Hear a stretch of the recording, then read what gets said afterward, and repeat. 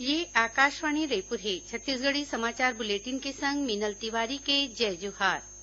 दंतेवाड़ा विधानसभा उपचुनाव बर आज शांतिपूर्ण ढंग ले मतदान होइस। बिहनिया 7 बजे ले शुरू होए ये मतदान मंझनिया 3 बजे तक चलिस।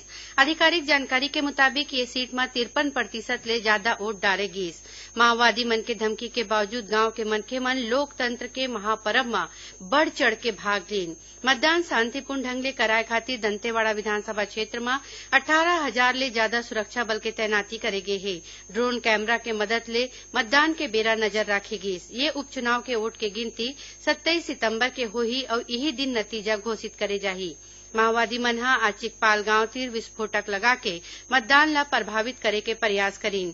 फिर सुरक्षा बल ह एला निष्क्रिय कर दीन। उहें एक मतदान केंद्र में आज बिहनिया ड्यूटी में तैनात पीठासीन अधिकारी के हृदयघात ले मौत हो गई। दंतेवाड़ा विधानसभा उपचुनाव में मुख्य मुकाबला भाजपा उम्मीदवार ओजस्वी मंडावी और कांग्रेस उम्मीदवार देवती कर्मा के बीच माने जाते। छत्तीसगढ़ के संगे संग आज उत्तर प्रदेश, केरल और त्रिपुरा में विधानसभा के एक सीट पर उपचुनाव हुई। पुलिस महानिदेशक डीएम अवस्थी है ये चुनाव ला शांतिपूर्ण ढंग ले कराए के श्रेय सुरक्षा बल मन ला दीन है। उन्हें ओमन बताइन की पोलिंग पार्टी मन ला वापिस लाए जाथे। चित्रकोट विधानसभा उपचुनाव बर आज अधिसूचना जारी कर दे गे हे। ये उपचुनाव बर नामांकन दाखिल करे के आखिरी तारीख 30 सितंबर हवय। अवैया 1 अक्टूबर ले नामांकन पत्र के जांच होही और 3 अक्टूबर तक नाव वापिस ले जा सकी। चित्रकोट उपचुनाव बर 21 अक्टूबर के मतदान होही। उन्हें वोट के गिनती और नतीजा के घोषणा 24 अक्टूबर के करे जाही। भारत निर्वाचन आयोग कोती ले चुनाव कार्यक्रम के घोषणा होते ये विधानसभा क्षेत्र में शामिल बस्तर और सुकमा जिला में आदर्श आचार संहिता लागू हो गए है। मुख्यमंत्री भूपेश बघेल ह राज्य में प्रस्तावित रेल परियोजना और कोल ब्लॉक विकसित करे ले पर्यावरण ला होवैया नुकसान और रोजगार के मौका ला लेके सर्वे कराए के निर्देश दिन है।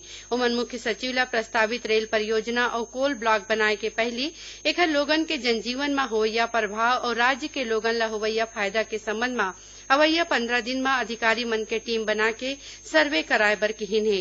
मुख्यमंत्री ह अधिकारी मन ले किहिन की छत्तीसगढ़ के हित ला ध्यान में राखत प्राकृतिक जिनिस के उपयोग प्रदेश के विकास में करें। राष्ट्रीय सेवा योजना के स्वर्ण जयंती बछर में आज ले राजधानी रायपुर में राज्य स्तरीय सम्मेलन शुरू हो गए। 2 दिन चलैया ये सम्मेलन में प्रदेश भर के करीबन 1,500 पढ़इया लइका शामिल होवा थे।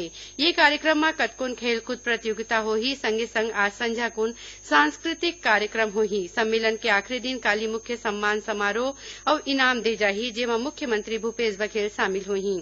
सम्मेलन में राज्य स्तर में चुने गए 4 झीन स्वयंसेवक, 2 कार्यक्रम अधिकारी और 1 संस्था ला इनाम मिली। उन्हें एसो राष्ट्रीय सेवा योजना के राष्ट्रीय पुरस्कार पर राज्य के प्रियंका बिस्सा और सिमरदीप स्याल चुने गए हैं। राष्ट्रपति रामनाथ कोविंद काली नई दिल्ली में राखे गए समारोह में ये मल्ला पुरस्कार दिही।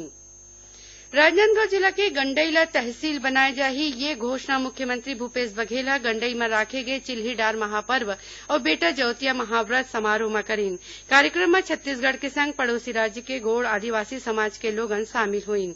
मुख्यमंत्री है कहिन कि राज्य सरकार है वनवासी परिवार के भलाई खातिर वन अधिकार पट्टा के अर्जी के फेर ले परीक्षण कराए के फैसला ले हैं।